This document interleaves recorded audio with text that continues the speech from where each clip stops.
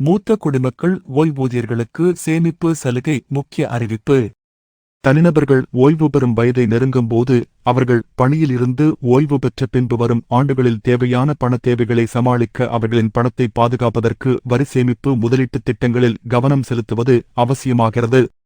தேசிய ஓய்வூதிய திட்டம் மூத்த குடிமக்களுக்கு பயனுள்ள முதலீட்டு திட்டங்களில் ஒன்றாக உள்ளது. 18 முதல் 75 வயதுடைய தனிநபர்கள் இந்த திட்டத்தில் இணைந்து பயன்பெறலாம்.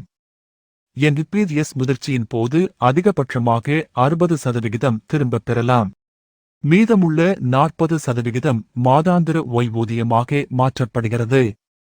இந்த திட்டம் ரூபாய் 1.50 லட்சம் வரை வரி விதிக்கப்படும். முதலீடுகளுடன் வரி சேமிப்பு வழியை வழங்குகிறது.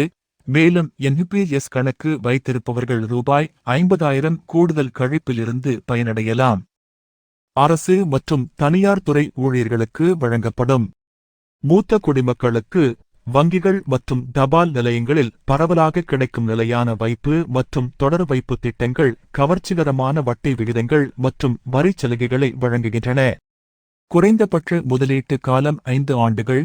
இந்த திட்டங்கள் ரூபாய் வரை வரி விலக்கு அளிக்கின்றன.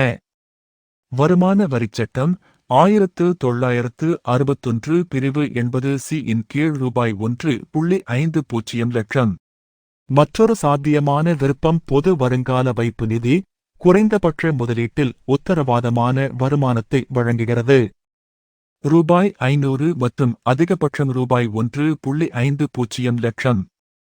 பிபிஎஃப் திட்டம் நிதி பாதுகாப்பை வழங்குவதோடு மட்டுமல்லாமல் பிரிவு 80C இன் கீழ் வரி விலக்கு பெறவும் தகுதி பெறுகிறது. இது மூத்த குடிமக்கள் மத்தியில் வரி சேமிப்புக்கான தேர்வாக அமைகிறது.